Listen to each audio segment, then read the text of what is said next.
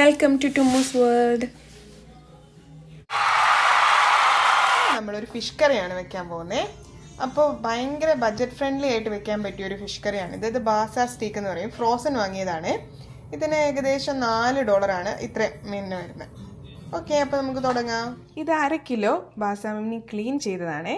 അപ്പോൾ ഇതിന് കറി വയ്ക്കാനായിട്ട് ആവശ്യമായിട്ടുള്ളത് ഒരു മീഡിയം സൈസ് സവാളയുടെ പകുതി സ്ലൈസ് ചെയ്തെടുത്തിട്ടുണ്ട്, 2 കുടംപുളിയുടെ കഷ്ണം കേട്ടോ, 4-5 വെളുത്തുള്ളി നീളത്തിലരിഞ്ഞത്, ഒരു 1/2 ഇഞ്ച് നീളത്തിലുള്ള ഒരു ഇഞ്ചി നീളത്തിലരിഞ്ഞത്, ഒരു പിടി കറിവേപ്പില, 1 സ്പൂൺ മല്ലിപ്പൊടി, 1/2 സ്പൂൺ മഞ്ഞൾപ്പൊടി, 1 സ്പൂൺ സാദാ മുളക് പൊടി എരിവുള്ളത്, ഇത് 4 സ്പൂൺ കശ്മീരി മുളക് പൊടിയാണ്, അത്ര എരിവില്ലാത്തതാണ്, അതുകൊണ്ടാണ് അത് അത്ര എടുത്തേക്കുന്നത്, ഒരു കറിക്കൊരു കൊഴുപ്പിനും കൂടി വേണ്ടിയിട്ട്. പിന്നെ ഒരു 1/2 ടീസ്പൂൺ ഉലുവ എടുത്തിട്ടുണ്ട്, ലേശം കടുക് എടുത്തിട്ടുണ്ട്. നമ്മൾ കറി വയ്ക്കാനുള്ള പാത്രം അടുപ്പത്ത് വെച്ചിട്ട് കടുക് പൊട്ടിക്കാനുള്ള വെളിച്ചെണ്ണ ഒഴിക്കാം. നേരത്തെ ഇൻഗ്രീഡിയൻസ് വന്നപ്പോൾ വെളിച്ചെണ്ണയുടെ ഉപ്പിൻ്റെയും കാര്യം പറഞ്ഞിട്ടില്ല കേട്ടോ. അപ്പോൾ ആവശ്യത്തിന്, ഒരുപാട് വേണ്ട, കുറച്ച് വെളിച്ചെണ്ണ ഒഴിക്കുക. അതൊന്ന് ചൂടായി വരുമ്പോൾ നമുക്ക് കടുകിട്ട് പൊട്ടിക്കാം. അധികം ചൂടായി തുടങ്ങുമ്പോൾ നമുക്ക് കടുകിടാം.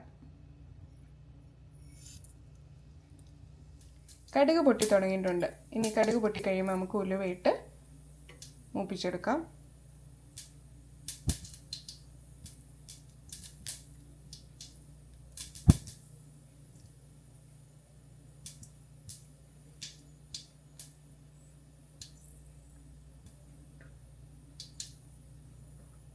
നമ്മൾ ആ കൂട്ടത്തിലോട്ട് ഉലുവയും കൂടി ഇട്ടു.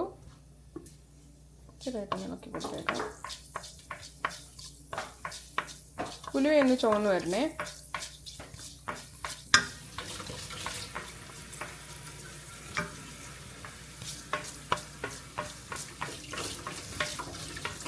അത് രണ്ടും ഒന്ന് മൂത്ത് വന്നിട്ടുണ്ട്. ഒരുപാട് ഇട്ട് മൂപ്പിച്ച് കരിയിച്ച് കളയണ്ട. നമുക്കിനി ഇതിനകത്തോട്ട് ഇഞ്ചിയും വെളുത്തുള്ളിയും ചേർക്കാം. ഇഞ്ചിയും വെളുത്തുള്ളിയാണ് ആദ്യം ഇടുന്നത്.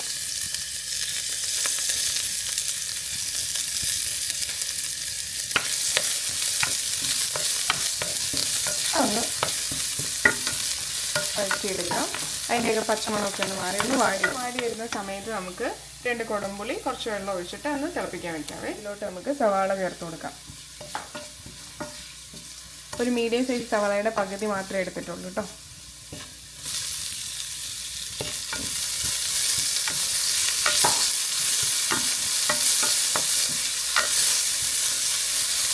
ഇതിലോട്ട് കുറച്ച് ഉപ്പിട്ട് കൊടുക്കാം. ഉപ്പിട്ട് കഴിയുമ്പോൾ സവാള വാടാൻ ഭയങ്കര എളുപ്പമായിരിക്കും.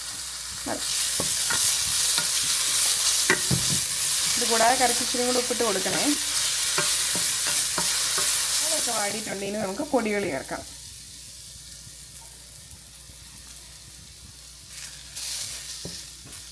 ഇതൊന്ന് ജസ്റ്റ് ആ പച്ചമണം ഒന്ന് മാറി ഒന്ന് ചൂടായി വന്നാൽ മതി കേട്ടോ.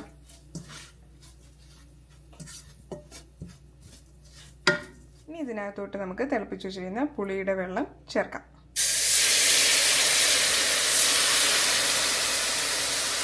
ചൂടായതുകൊണ്ടാണ്.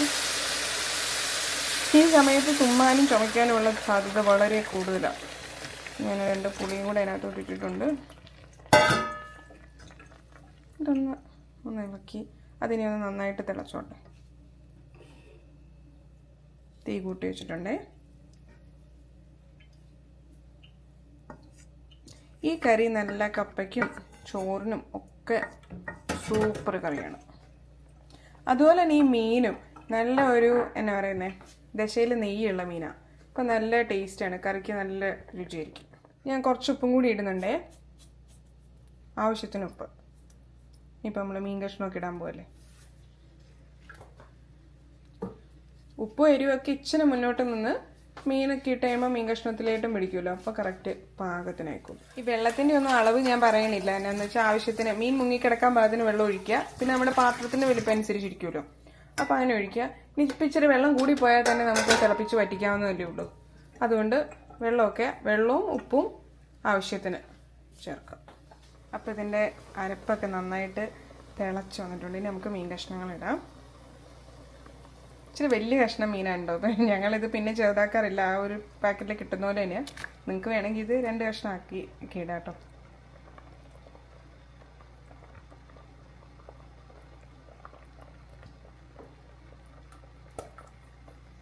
നമ്മൾ അത്യാവശ്യം വെള്ളം ഒഴിച്ചിട്ടുണ്ട്, എന്നിട്ടും അത് അത്ര അങ്ങ് മുങ്ങിക്കിടക്കണില്ല അല്ലേ. ഇപ്പോൾ ഒന്ന് എല്ലായിടത്തും ഒന്ന് പറ്റിച്ചൊന്ന് ചാറൊക്കെ അങ്ങ് ഒഴിച്ചിടുവാണെങ്കിൽ പിന്നീട് ഇളക്കണ്ടല്ലോ. അപ്പം ഇനി എന്തായാലും ഇതിവിടെ ഇരുന്ന് തിളക്കട്ടെ. നമ്മൾ കറിവേപ്പില ഇട്ടില്ല, കറിവേപ്പിലയും കൂടി ഇട്ടേക്കാം.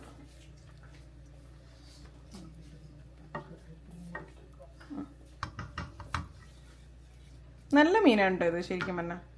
എനിക്ക് ആദ്യമൊന്നും ഇതിന് ഭയങ്കര നെയ്യാണെന്ന് പറഞ്ഞിട്ട് എനിക്ക് ഇഷ്ടമല്ലായിരുന്നു. പക്ഷേ അല്ലേ, കഴിഞ്ഞ തവണയൊക്കെ നമ്മൾ കറി വെച്ചപ്പോൾ നല്ല ടേസ്റ്റ് ആയിരുന്നു. കഴിഞ്ഞ തവണ നമുക്ക് ഇച്ചിരി കപ്പ ഉണ്ടാക്കാൻ പറ്റില്ല, ഇത്തവണ ഇച്ചിരി കപ്പ ഉണ്ടാക്കിയാലോ. കറി നന്നായിട്ട് തിളച്ച് വന്നിട്ടുണ്ട്. ഇനി നമുക്കൊന്ന് ഇളക്കിയിട്ടേക്കാം. ആ സമയത്ത് വേണമെങ്കിൽ ഉപ്പും എരിവും പുളിയൊക്കെ ഒന്ന് നോക്കാം കേട്ടോ. ഇനി നമ്മൾ തവി കൊണ്ട് ഇളക്കണ്ട, ഒന്ന് ചുറ്റിച്ചാൽ മതിയേ. ഓക്കേ, ചാറൊക്കെ പാകത്തിനായിട്ടുണ്ട് ഇപ്പോൾ. അപ്പോൾ ഇനി ഇച്ചിരി ചോറും കൂട്ടി അല്ലെങ്കിൽ കപ്പ കൂട്ടിയൊക്കെ കഴിക്കാം. അപ്പോൾ കറി റെഡി ആയിട്ടുണ്ട്, ഉപ്പൊക്കെ പാകത്തിനാണ്. അപ്പോൾ താങ്ക് യു ഫോർ വാച്ചിങ്.